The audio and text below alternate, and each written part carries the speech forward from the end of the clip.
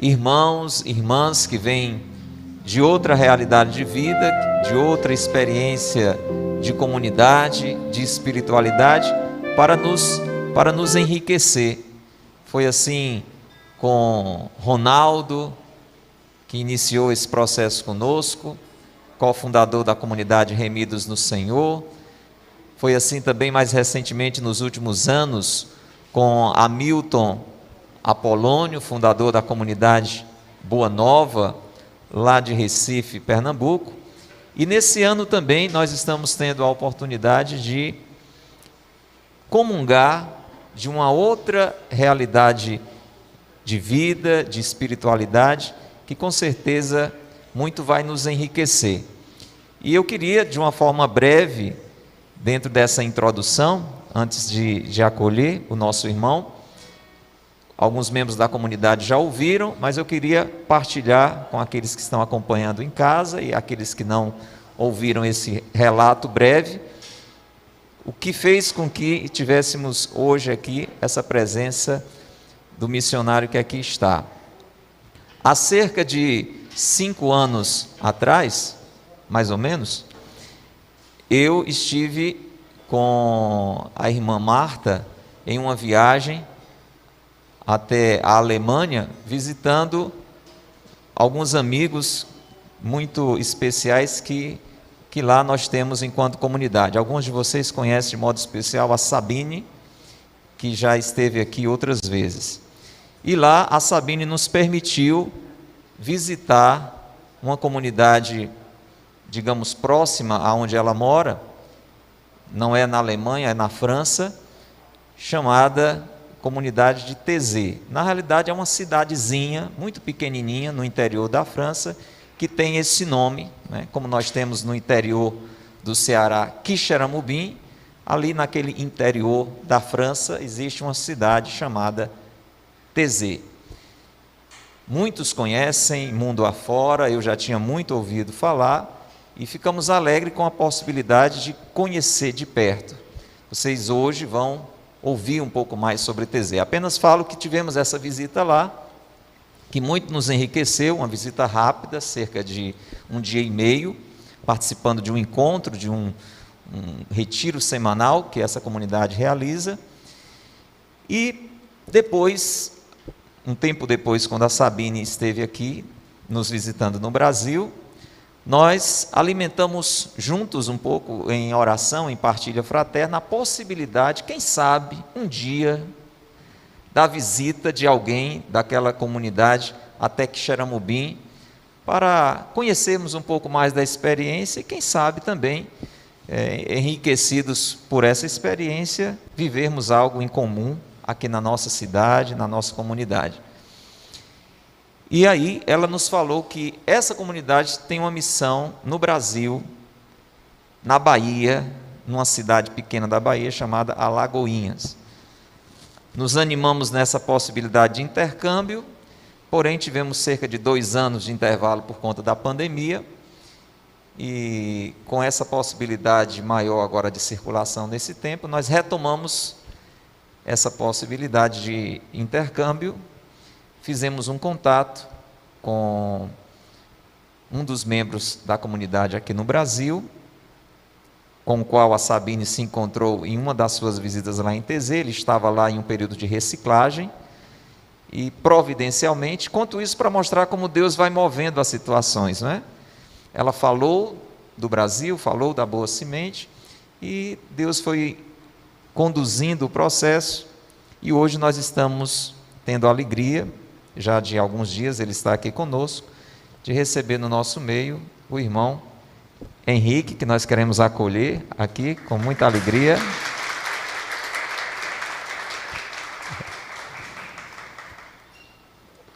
O irmão Henrique, ele vai se apresentar daqui a pouquinho.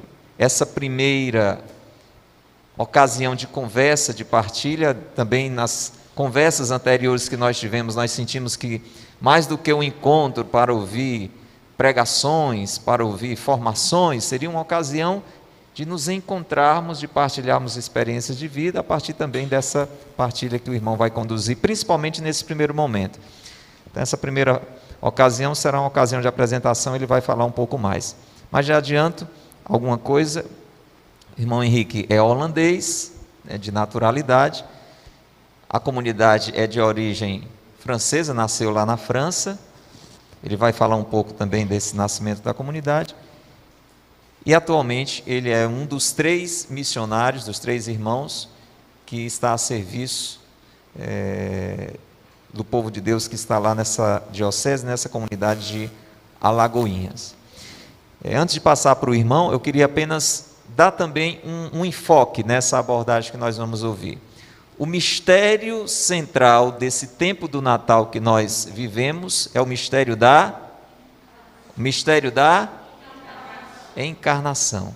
Então, da mesma forma que o projeto de Deus, a vontade de Deus se encarnou na pessoa de seu Filho Jesus, Deus também tem um projeto para cada um de nós. Diga, Deus tem um projeto para a minha vida. Diga para o irmão do lado, Deus tem um projeto para a sua vida. Algo maravilhoso nesta vida. Muita coisa para esta vida. Mas que não para nesta vida. Passa por ela, e é uma passagem importantíssima, mas que tem em vista outra vida, uma realidade eterna. Diga para o irmão, aproveita esse tempo. Procura amadurecer. Deixa a vontade de Deus se encarnar na sua vida. É isso que acontece quando Deus move o coração de alguém para fundar, por exemplo, uma comunidade. A experiência pessoal de alguém gera uma realidade em outras pessoas. Isso também está dentro do mistério da encarnação. Então, que essa partilha do irmão Henrique sobre TZ, na medida que ele achar interessante, sobre a sua vida também, dentro desse projeto de Deus, sirva para que nos abramos ao projeto que Deus está realizando na nossa vida também. Vamos rezar uma Ave Maria pelo irmão Henrique e vamos ouvi-lo. Mas eu queria, antes da Ave Maria, que nós entoássemos um canto bem suave, entre outros que nós vamos aprender e rezar durante esse final de semana. Diga assim comigo, para que o seu coração se abra essa verdade. Diga: confia em Deus. Confia em Deus. Seu dia vem. Seu dia vem. Confia em Deus. Confia em Deus. De coração. De coração.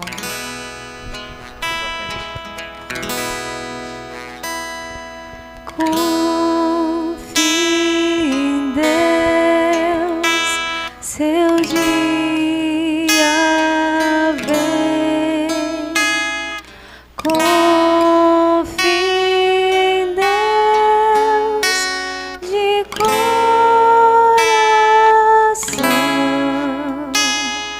Confia em Deus. Seu dia vem. Confia em Deus de coração.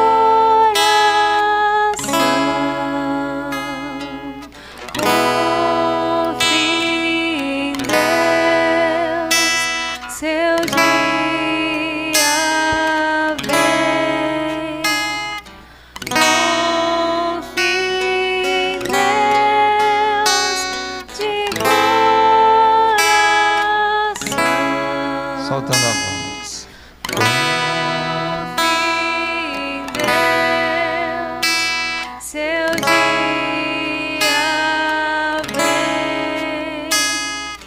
Confia em Deus de coração. Uma última vez, só as nossas vozes. Confia em Deus. Seu dia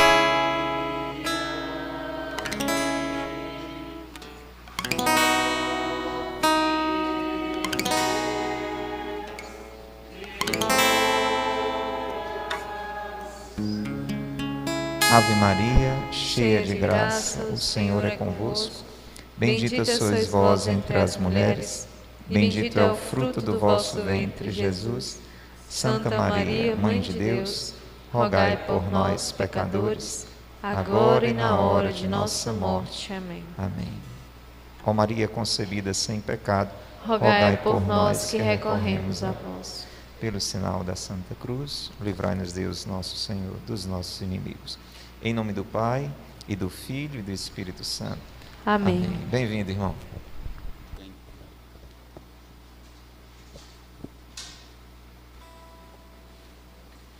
Boa tarde.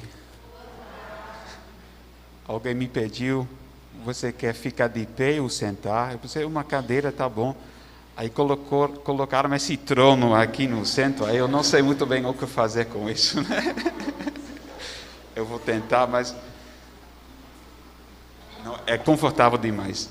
Eu vou pegar uma outra cadeira aqui, ó. Vocês permitem que eu tire a máscara para falar? Ok, obrigado. Assim, todo mundo guarda a máscara e assim somos protegidos, né? Então, sou eu que tiro. Obrigado.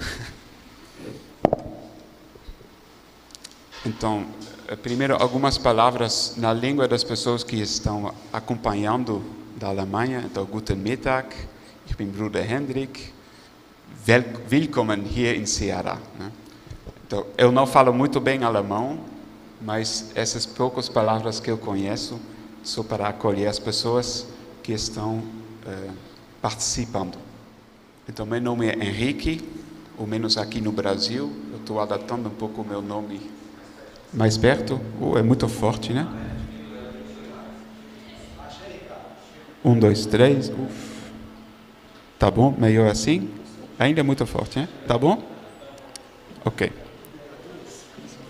Ah, é?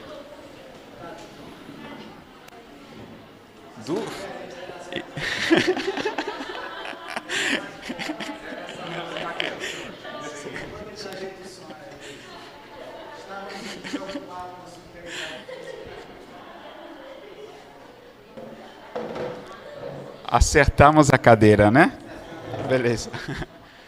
Então eu espero que eu vou ficar sentado sem cair, fico de vontade. Então, primeiramente, muito obrigado pelo convite de Pádua, primeiramente, mas da comunidade toda. Eu fui muito bem acolhida na casa das irmãs, com muito cuidado, com muito braços abertos. Então, muito obrigado às irmãs, a Pádua, a comunidade toda. Eu encontrei algumas de vocês já hoje de manhã, algumas já ontem também na missa na cidade aqui ao lado. Quero pedir desculpa para as minhas palavras desde já. Português não é minha língua materna, então essa é a primeira coisa. A segunda, a minha realidade da vida comunitária e as palavras que a gente tem costume usar para expressar algumas realidades da fé pode ser um pouquinho diferente. Mas o que nos une, acho que é a busca para Jesus. E Jesus é uma só. Né? Mas eu só quero pedir, então, perdão se vocês não me entendem, se eu falo coisas um pouco estranhas. E então, esse primeiro momento, eu vou falar um pouquinho sobre mim mesmo e a minha caminhada na comunidade e na vida e na busca até agora. E depois vamos ir um pouco mais nas fontes da palavra, né, na Bíblia, para buscar um pouco juntos o sentido do Advento e o sentido da maturidade na eternidade. Eu não tenho costume de falar deste jeito, né? Então eu preparei alguma coisa, mas eu tenho certeza que eu vou falar outra coisa do que eu preparei, né? Na exortação que Pádua me mandou, que é o texto que vai conduzir um pouco o ano que vem para a comunidade de vocês, estava escrito que a maturidade é um caminho para ser trilhado, né? tipo uma peregrinação, né? Uma caminhada. Então, durante essas semanas, que eu já sabia que estava convidado a animar este momento, sem saber o que dizer, estava rezando e buscando um pouco na minha própria vida aonde foi, quais momentos foram que as boas sementes foram plantadas. Então, com muita simplicidade, não porque eu gosto muito de falar de mim mesmo, mas eu quero partilhar um pouco e eu espero que, através um pouco da minha experiência na vida, vocês me conheçam um pouquinho mais e, pouco a pouco, vão conhecer também a minha realidade da comunidade, a comunidade Teseu, que eu vou explicar um pouquinho. Como todos nós, muitas vezes, a boa semente, eu acho que é uma pessoa, né? Na infância, uma pessoa que nós encontramos que revela alguma coisa, que a gente tem alguma coisa lá que me depassa, não? Que eu não estou entendendo o que é, não? Que vai além do meu entendimento, mas alguma coisa ligado com uma verdade mais profunda, né? Alguns encontros que nos chocam um pouquinho, que mexem com a gente, que façam como se é uma pergunta para nós: como isso é possível? Essa pessoa está vivendo isso, como é possível? Então, a primeira pessoa a quem eu pensei foi meu avô. Eu não conheci ele muito bem, porque ele morreu quando eu estava 12 anos de idade.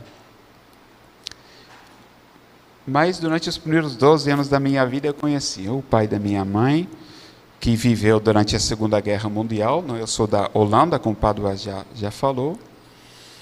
E eu descobri, quando eu tive uns 10, 11 anos, que ele ficou preso durante a Segunda Guerra Mundial. No final da guerra, ele ficou preso um campamento não de concentração, mas de transição. Então, alguns campos na Holanda para ir no transporte, né, que os nazistas levaram para fazer o que fizeram, né? E eu não entendia porque não uma família judeu, né? Ele é católica, uma família católica. E eu sempre gostava muito, muito dele. Um rosto muito alegre, muito disponível. A gente sempre adora um pouco nossos avós, né? Um exemplo muito forte. Aí eu descobri a história que ele ficou preso porque durante a Segunda Guerra Mundial ele fez a opção de escrever cartas para pessoas presas nos campos, mas pessoas que ele não conhecia. Então ele escrevia cartas com algumas pequenas palavras de esperança. Fica forte, tudo vai dar certo. Há pessoas que ele não conhecia, se colocando assim, desse jeito, numa situação complicada e perigosa, e até levou que ele ficou preso. Felizmente foi no final da guerra, então ele ficou preso 4 meses, que deu para a liberação chegar e ele sobreviveu, né? Muitos, infelizmente, não. Mas, para mim, me perguntei, já nessa idade, por que fazer uma coisa dessa? Porque, ainda se você conhece a pessoa, que você quer partilhar um pouco, dar um pouco de coragem, de esperança, ficar forte, eu entendo, se é seu irmão, seu vizinho, alguém da família, seu filho, seu pai, uma amiga, eu entendo, mas pessoas desconhecidas, fazer o risco, mandar uma carta que não ajuda a nada, né? Não vai salvar a vida dessa pessoa. Então, foi um semente que foi plantado em mim, né? Como o que manda uma pessoa fazer alguma coisa dessa, né? Uma outra lembrança que veio foram meus pais. Aí eu nasci num povoado, 15 mil habitantes, e teve várias escolas, né, para as crianças de 5 até 12 anos. Aí, várias escolas. A gente viveram em uma casa na frente da escola que estava não muito bem reconhecida. A escola mais ruim da cidade, né? E meus pais fizeram questão que a gente foi nessa escola, né? Para conhecer realidades diferentes, para ser confrontado com crianças talvez das famílias mais complicadas, né? Então era a única escola, outra época ainda um pouquinho, né, que teve refugiados na minha turma, 2 meninos da Somália, que teve uma guerra muito difícil. A Somália é um país da África. E quando eu era criança, eu era um menino muito tímido. Aí ficava bem do meu lado, eu nunca buscava confrontação com ninguém. E também eu não gostava do futebol. O único menino na turma toda que não jogava bola. Eu não gostava de bola. Minha mãe me levou uma vez no clube de futebol. Eu senti numa bola. Aí os ex-treinadores disseram, não, você só vai destruir as coisas, vai achar outra coisa na sua vida, né?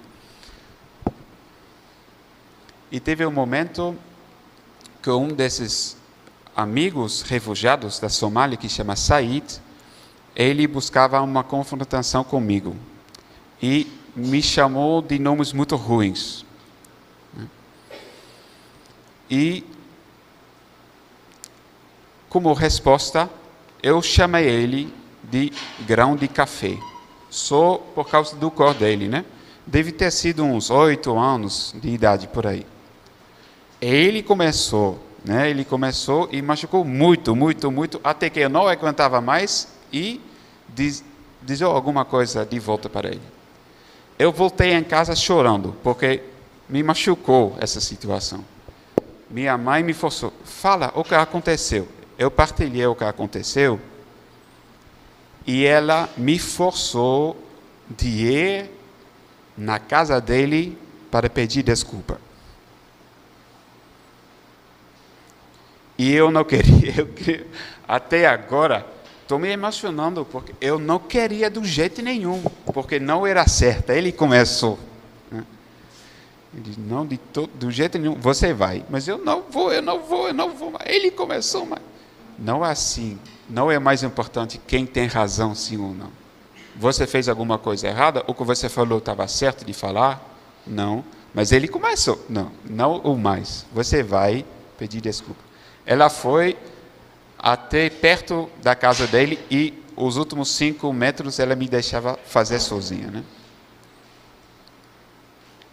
Um semente que foi plantado. Não tem nada a ver com a fé. Talvez, aparentemente, não tem nada a ver.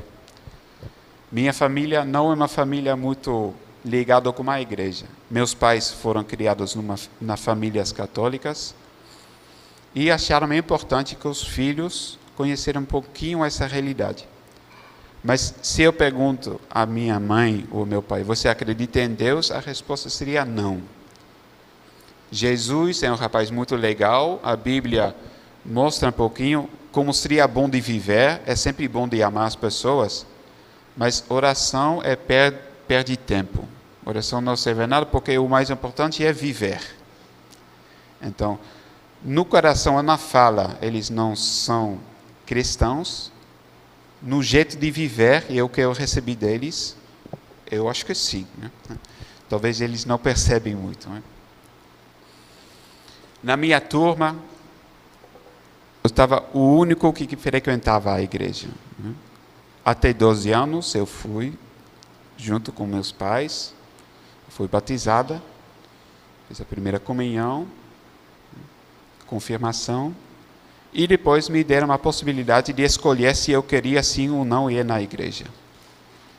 E já que eu não tinha amigo nenhuma que frequentava a igreja, que já estava um pouco um menino estranho, que eles falaram, você vai na igreja por quê? Vamos jogar bola ou vamos fazer alguma coisa? E que eu percebi que estava dizendo muitas coisas durante as celebrações que eu não entendia e não concordava. Então eu não estava com muito interesse em frequentar a igreja. Eu me afastei. Eu disse, não, eu quero mais não. Tá bom, eu sou aí uns 12, 13 anos de idade, então com Natal a gente vai com a família toda, mas além disso não. Aí com 15 anos eu tive o primeiro encontro com a comunidade Taizé. Teve a possibilidade da escola que ofereceu uma viagem para os jovens de conhecer e passar uma semana na França, que é um outro país, muito longe, né? Fazer uma experiência, viver uma semana em Taizé. E eu já contei, a Pablo é um pouco engraçado, mas nesse momento eu estava namorando com uma menina e o único jeito de passar uma semana com ela era isso, né? Porque qualquer outra coisa, os pais dela não... Mas um grupo da escola, tudo organizado, beleza. Então, eu fui, junto com ela, junto com alguns amigos. E foi uma experiência muito interessante, porque em Taizé é um lugar pequeno, um povoado, no meio de nada, no sertão da França, mesmo que não é tão seco, mas um pouco longe de tudo. É um lugar que muitos jovens venham para passar uma semana. Do mundo inteiro, sobretudo da Europa, porque é um pouquinho mais perto, mas do mundo inteiro.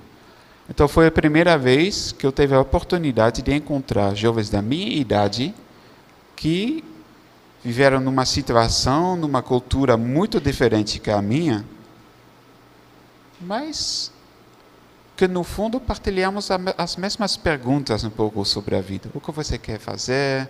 O que é importante para você na sua vida? Naquela idade, né, de 15 anos.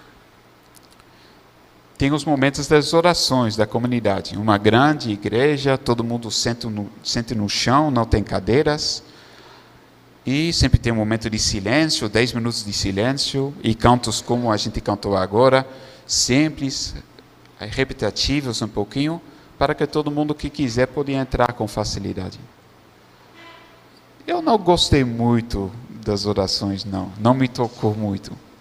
Eu gostei muito de encontrar jovens das outras realidades. Abriu muito a minha mente. A minha realidade que eu conheço é muito pequeno, na verdade. O que é normal para mim não é necessariamente normal para outros, né? Então, abriu muito o meu mundo. E uma outra coisa que ficou muito naquela primeira visita é que a diversidade dos jovens era muito grande. Não só das culturas, mas o tipo das pessoas. Então, estava meninas que gostavam muito de maquiagem e fica bonita. Aí tem outros que ficam mais com roupa tudo preto, com tatuagem, com piercing. Então, normalmente na sociedade esses grupos ficam um pouco separados. Aí você tem os esportivos, você tem aqueles que gostam desse tipo de música, você tem aqueles que gostam da festa, você tem o grupo que gosta de estudar muito. Então, tudo um pouco separado. E lá, todo mundo irá junto. E tira esses preconceitos um pouquinho que a gente tem, não? Encontrando eles, a gente tem grupos de partilha, né? Então, o dia é um pouco assim, né? De manhã, a gente faz na oração, todos juntos. Depois de manhã tem uma introdução bíblica, um irmão da comunidade que fala um texto bíblico, que dá algumas perguntas, e você encontra com um pequeno grupo, uns 10 jovens de vários países, você não escolhe, que fica durante a semana toda. Você partilha um pouco sobre a vida. Você descobre muita coisa, né? Muita coisa. Então eu descobri, eu posso ser eu mesmo. Eu não preciso pretender ser alguém outro. Eu não preciso colocar uma máscara, às vezes eu quero me mostrar aos meus amigos. Posso ser completamente eu mesmo. E você é acolhida como você é.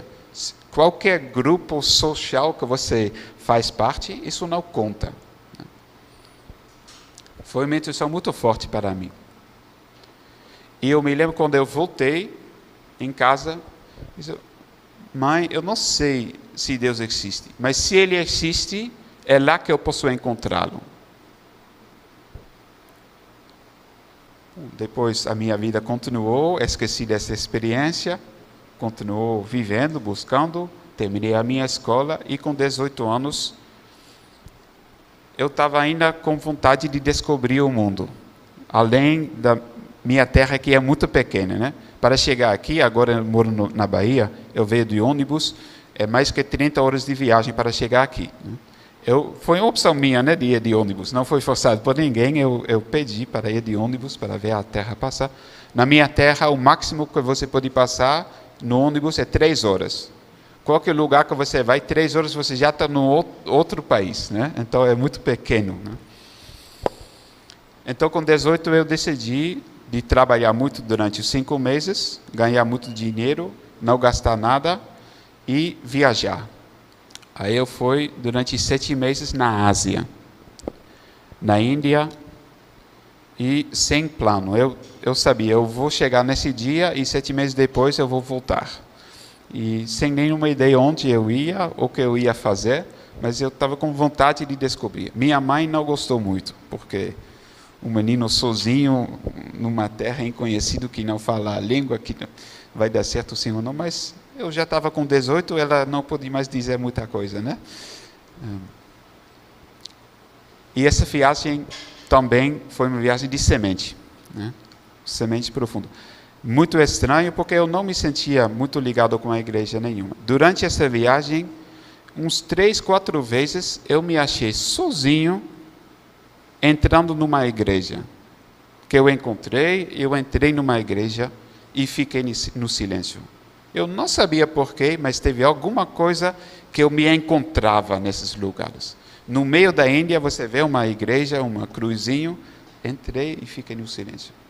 Sem expressar nada, sem falar de Deus, nada, simplesmente ficar lá. Muito estranho, eu não sei porquê. Até hoje eu não sei porquê esses momentos, né? E, sobretudo, durante essa viagem, as sementes que foram plantadas foram os encontros com as pessoas. O primeiro encontro na minha vida com uma verdadeira pobreza.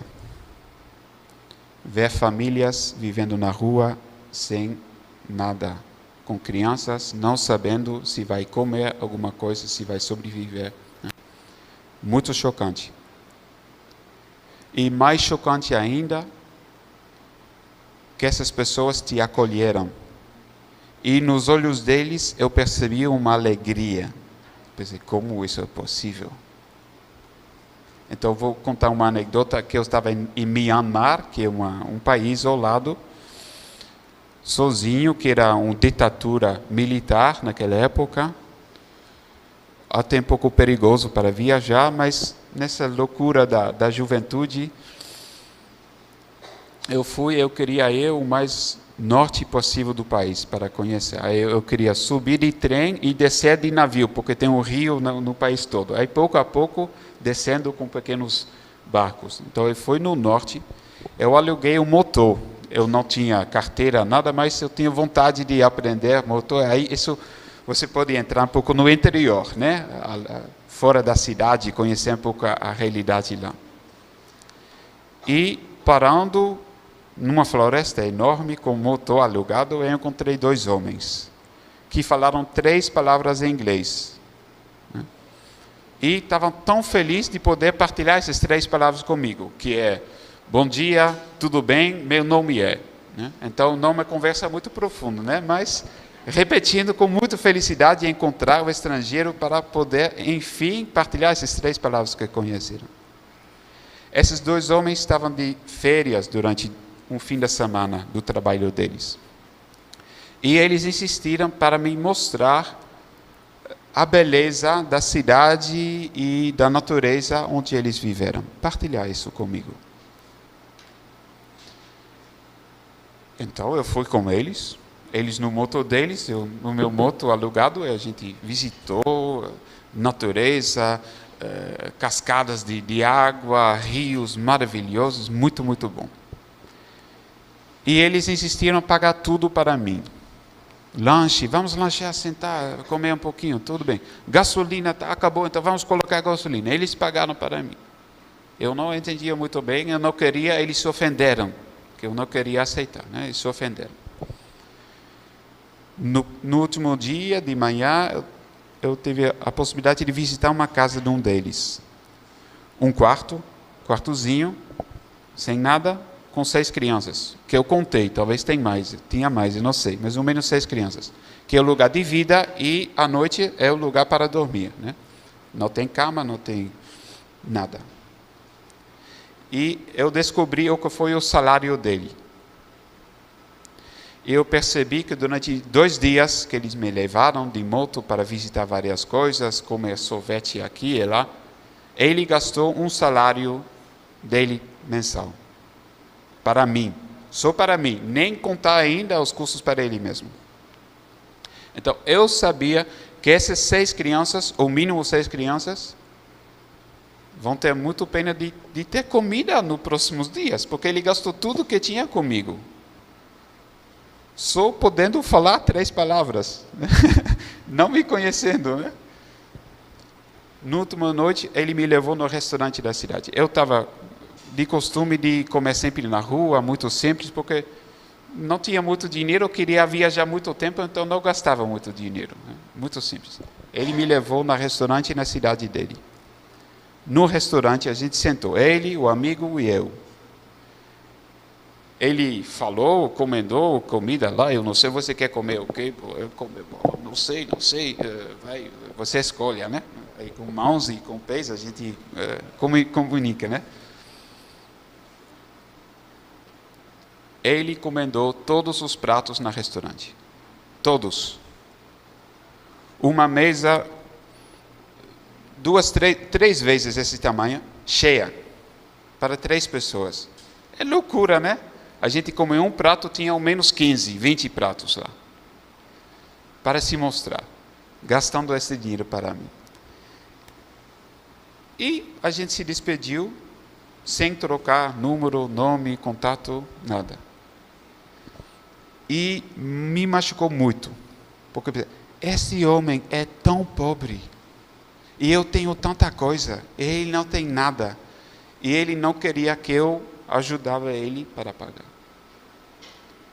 Muito tempo isso ficou comigo.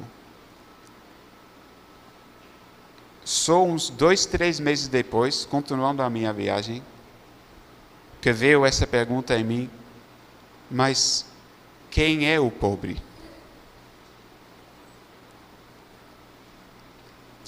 Será na minha terra, que eu estou na rua, estou encontrando um refugiado, um estrangeiro que não fala a minha língua, que eu vou dizer, venha comigo.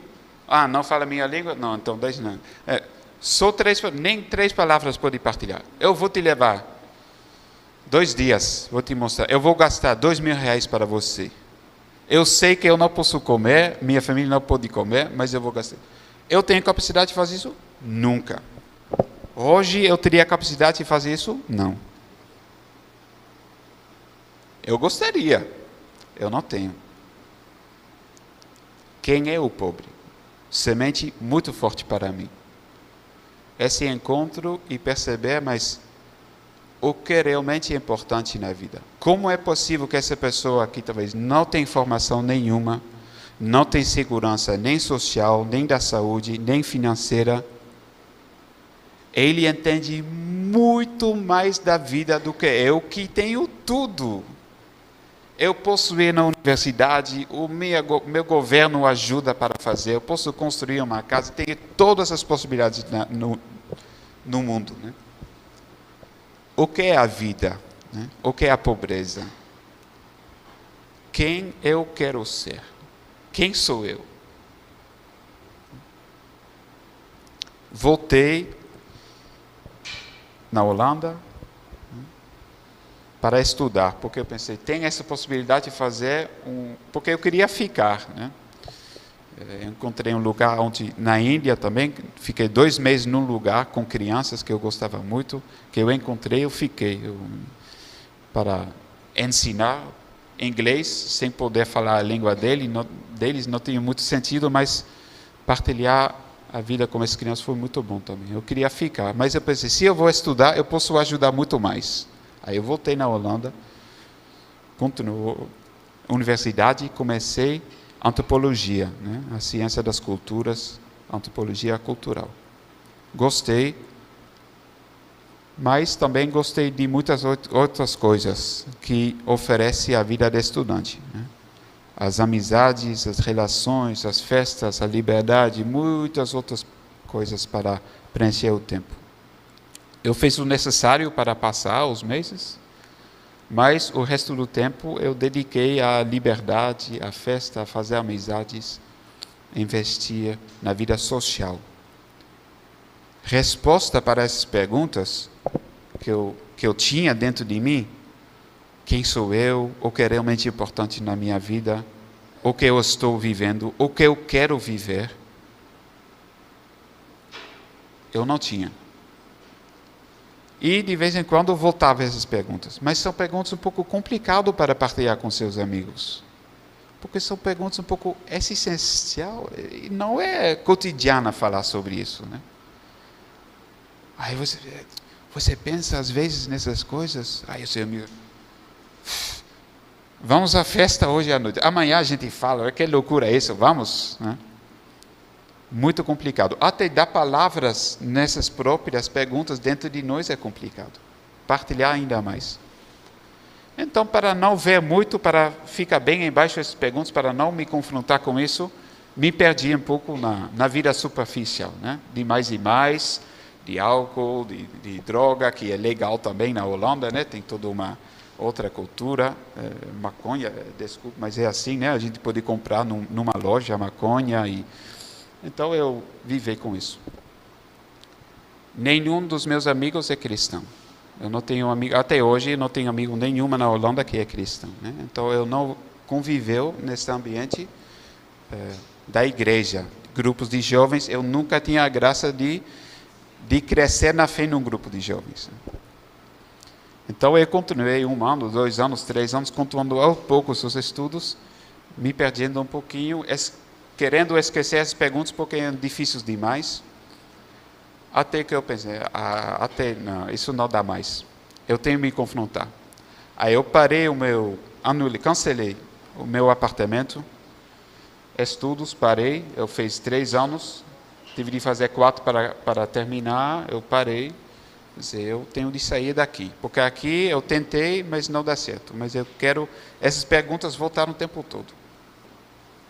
Então eu me lembrei desse lugar onde eu fui com 15 anos de idade na França.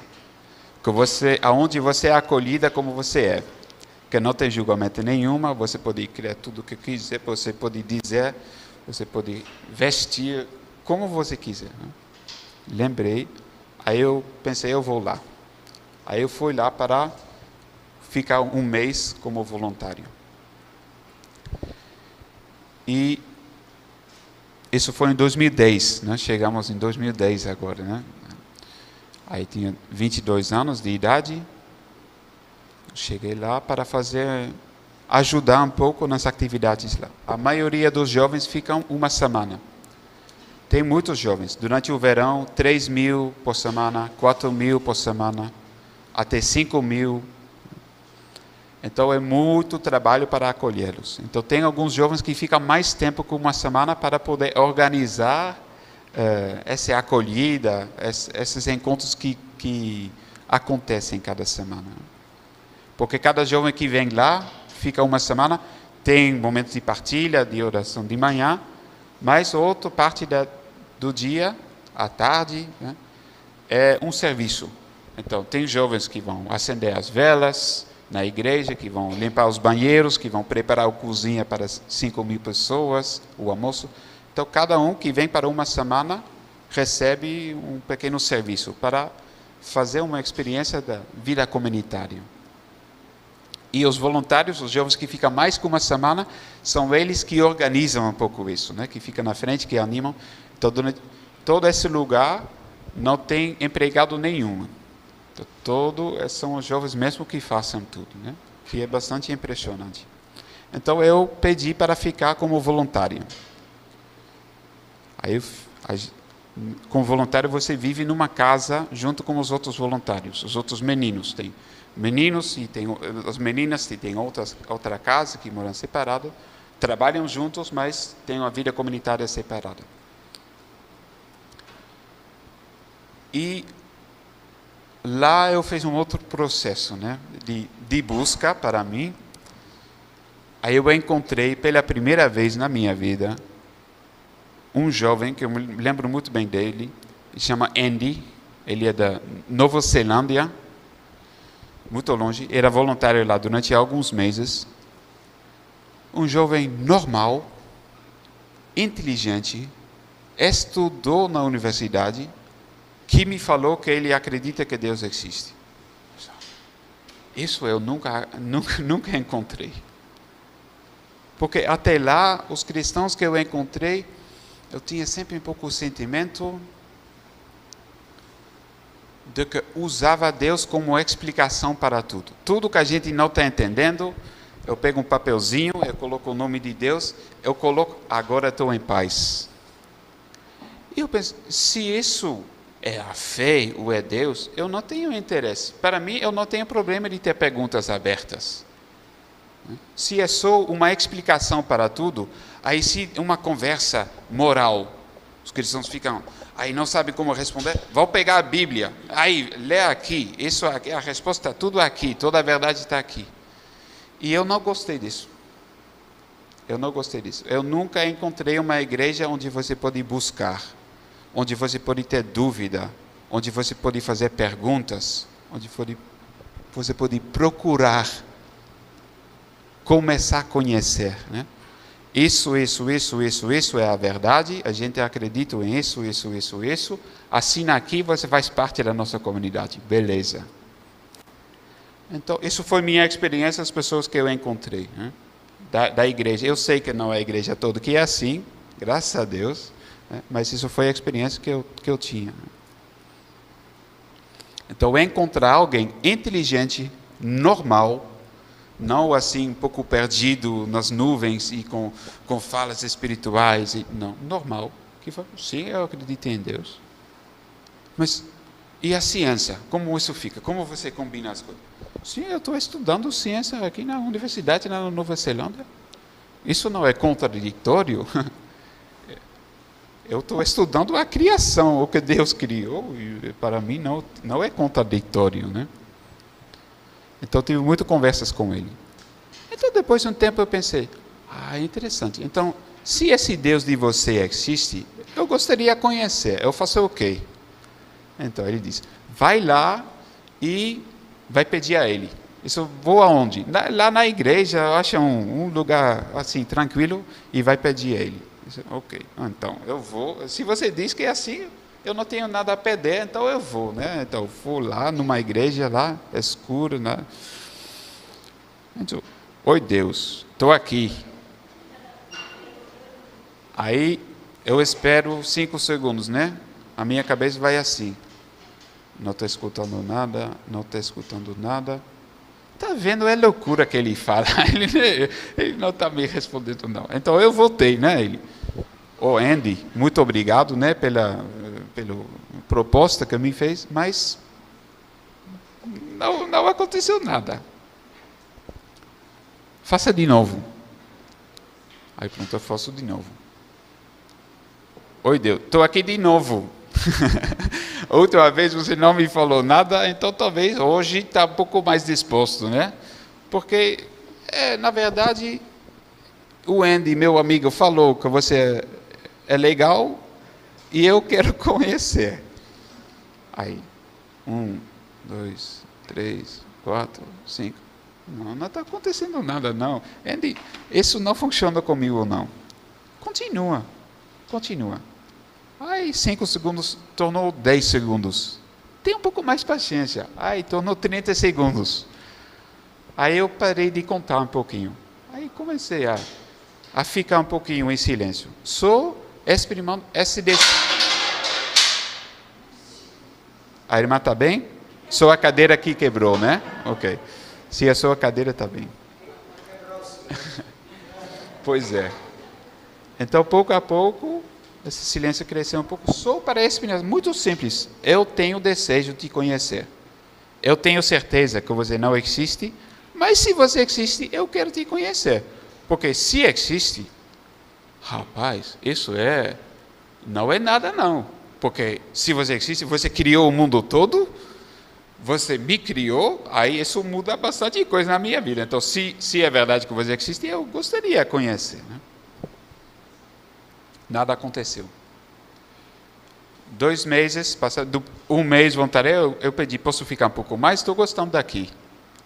Pode, fica muito trabalho, né? A gente trabalha, mas a vida comunitária, essa experiência, essa busca, muito legal. Aí chegou o momento que eu pedi, porque quando você chega lá com voluntário, tem um acompanhamento semanal de um dos irmãos da comunidade. Né? Aí você fala, partilha um pouquinho o que está acontecendo e tudo. Para as meninas que estão lá, tem uma comunidade das irmãs que mora perto, que não é a mesma comunidade, mas que nos ajuda muito, que faz um acompanhamento também das meninas, dos voluntários, etc. Então, teve a possibilidade de fazer um retiro em silêncio. 1 semana tem, cada um que chega em TZ tem essa possibilidade, né? Fazer o programa normal, mas também tem a possibilidade para fazer um retiro em silêncio. Então, se você faz isso, você vai viver durante 1 semana numa casa especial, junto com outros jovens, ou meninos, ou meninas, que façam essa experiência de um retiro em silêncio. Aí você partilha as refeições juntos, com um pouco de música, em silêncio, tem uma introdução bíblica de manhã, e o resto do dia você passa em silêncio, você vai caminhar na região, que é muito belo, muito bonito, e tem a possibilidade de esse acompanhamento, né? De cada dia falar com o irmão, ou a irmã que te acompanha. Então, eu não gosto muito de silêncio. Eu gosto muito de falar, eu gosto muito de... Até demais vocês vão descobrir depois, né? Ou talvez já descobriram, né? Quando eu começo a falar, aí eu não paro mais. Aí eu pensei... Eu me lembro muito bem, o irmão que era responsável por essa experiência de silêncio, ele deu uma pequena introdução. Então ele falou assim: essa semana é uma semana para estar só você com Deus.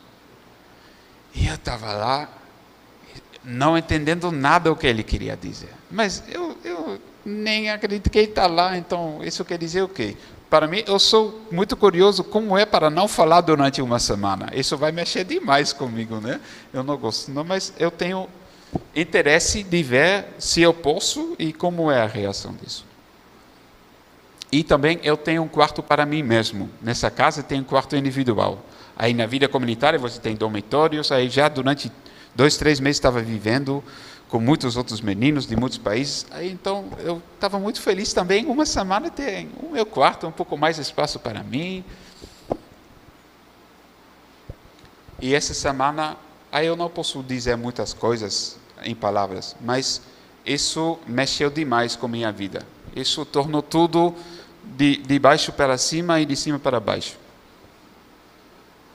Porque foi no silêncio, que ninguém me falou nada, que eu percebi uma presença tão amorosa. O que é isso? O que é isso? E mesmo que eu não cresci muito na igreja, eu tenho uma relação muito específica com a Eucaristia, né, até lá. Foi durante as orações de manhã, que tem a distribuição do pão consagrado na Eucaristia, que durante 4 dias nessa semana eu recebi a Eucaristia, eu comi, eu comecei a chorar. Assim, incontrolado, como uma criança pode fazer quando cai, né? Uma criança de 3 anos cai, aí, mas grita quase. Aí eu não entendia nada, eu não sabia se é de tristeza, de emoção, de alegria, eu não sabia o que estava acontecendo. Mas o que ficou, essa presença amorosa, que eu sou amado, com tudo, com minha história, eu maltratei também a minha família, com todos esses anos um pouco superficial, de festa, de álcool, de droga, a gente começa a roubar um pouquinho, a se fechar para os amigos mais próximos, porque a gente não quer mostrar esse lado, né, que somos um pouco perdidos, etc. Então, também eu machuquei muitas pessoas que eu amava muito. Aí todas as paredes quebraram. Eu descobri, eu sou amado como eu sou, com toda a minha história. E a segunda coisa que eu sabia logo nesse momento, foi um momento específico, né? Logo esse momento, isso não é para mim. Mas é completamente para mim, mas não é para mim. Aí eu comecei a ver as outras pessoas do mesmo jeito.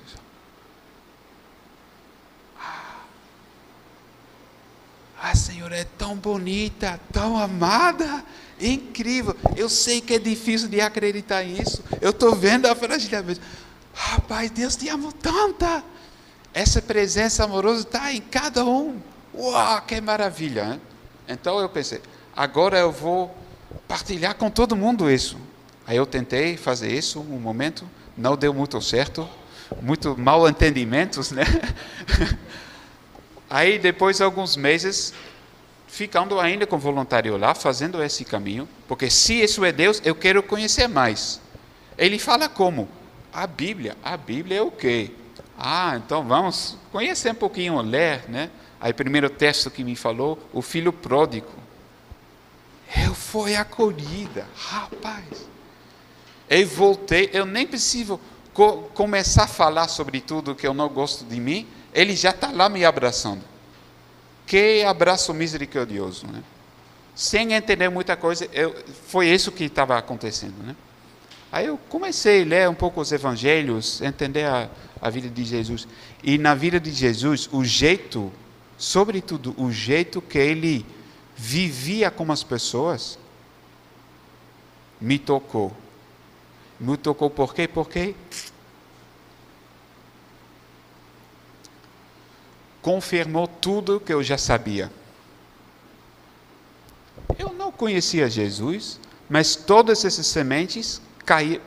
É este chão, é lá que está crescendo alguma coisa tão verdadeira, tão profunda, tão simples, mas onde eu acho o sentido da minha vida e onde eu descubro não é palavra portuguesa talvez, mas vocês entendem, né?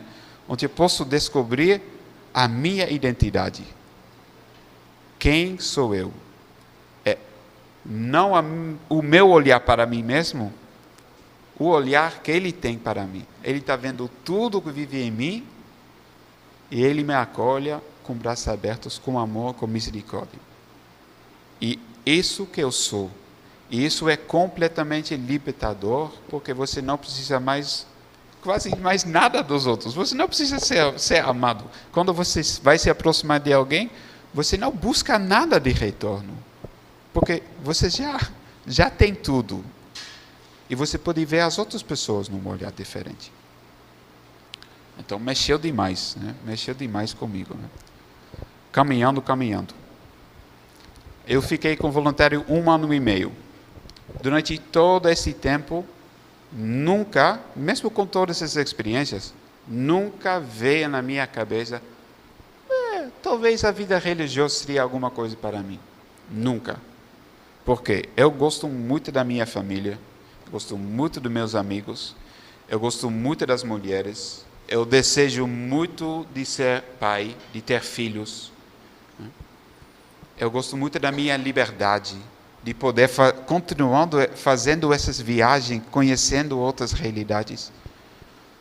Então, nem chegou na minha cabeça que isso é uma possibilidade. É completamente fora da... Mas, aí eu descobri, então, isso quer dizer o que para a minha vida?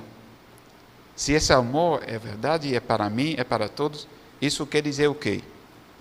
Então, eu dediquei alguns meses para ficar lá, para descobrir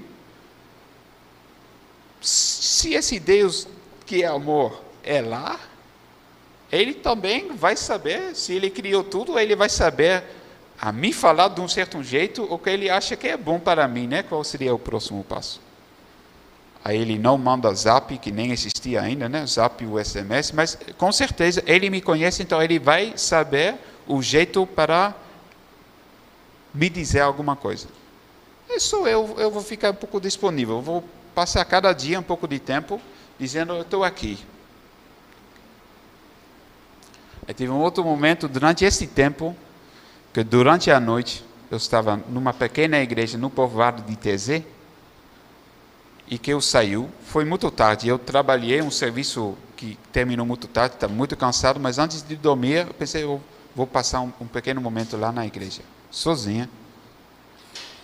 E quando eu saí, 2 horas de manhã, 3 horas de manhã, encontrei uma irmã religiosa que estava morando perto da gente. Normalmente, muito amiga, porque a gente trabalhou juntos também, etc. Ela só me falou uma frase: a vida com Jesus é muito bom. No meio da noite, 3 horas de manhã, normalmente a gente, boa noite, tudo bem? Nada disso. A vida com Jesus é muito bom. Mas eu sei, irmã, por que me falar? Não. A vida com Jesus é muito bom. Eu não entendia nada. Pensei, eu não sei o que essa irmã fez para caminhar aqui no meio de nada às 3 horas de manhã e me dizer essas coisas. Mas plantou um pequeno semente também. Né? Então, alguns meses depois, eu percebi uma porta aberta. Isso, porque eu não entendia muito bem os irmãos. Eu pensei, esses são homens que não conseguem na vida verdadeira viver alguma coisa. Talvez nunca acharam uma mulher que queria ficar com eles. E, bom, vivem desse jeito. Isso com certeza não é para mim, né? Quem quer viver numa casa com 80 homens? Isso é muito estranho. Quando eu percebi em mim que isso era uma possibilidade, foi um pouco estranho. Mas se esses homens no mesmo tempo são, eles... como eu posso dizer? A vida deles é um ponto de interrogação. Por que viver assim? Quem quer viver assim? Sem família, sem mulher, lá junto com outros homens que você não escolhe? Foi um ponto de interrogação. Eu entendi, eu tentei falar muito e não deu certo. O único jeito para mostrar que esse amor é verdadeiro, não só para mim, mas para todos, é com tudo que eu tenho. O que eu tenho, e é tudo que eu tenho, é a minha vida. Isso eu já sabia. Mas tem meios de maneiras diferentes. Quando eu percebi que a vida lá na comunidade era uma possibilidade, pensei, isso é tão contrário a tudo que eu penso que eu sou, que eu tenho certeza que essa ideia não vem de mim. Então vamos lá. Então, um mês virou um ano e meio como voluntário. Eu entrei na comunidade e faz uns 12 anos agora que eu estou caminhando, buscando, fazendo a mesma busca. Sempre tenho o sentimento que eu estou completamente no início ainda, que eu estou entendendo quase nada, mas percebendo de vez em quando no caminho uma confirmação, né? Que continua assim.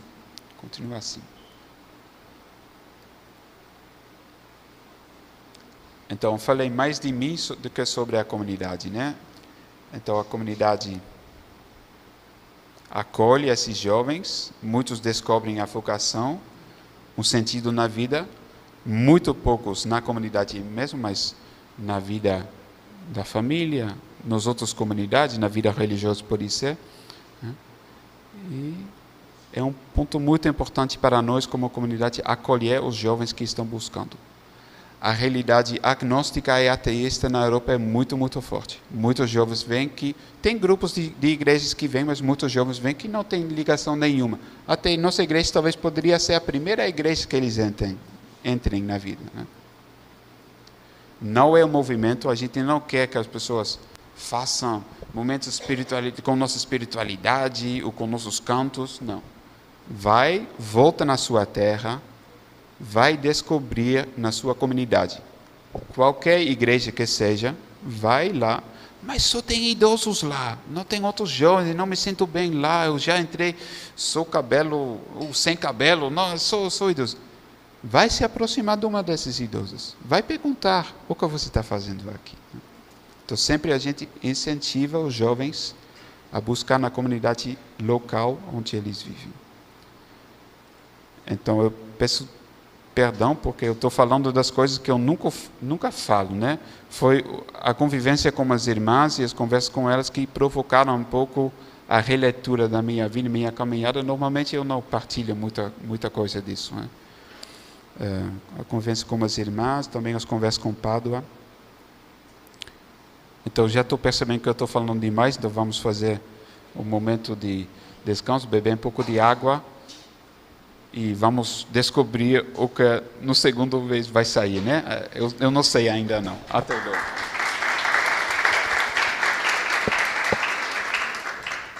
Continua.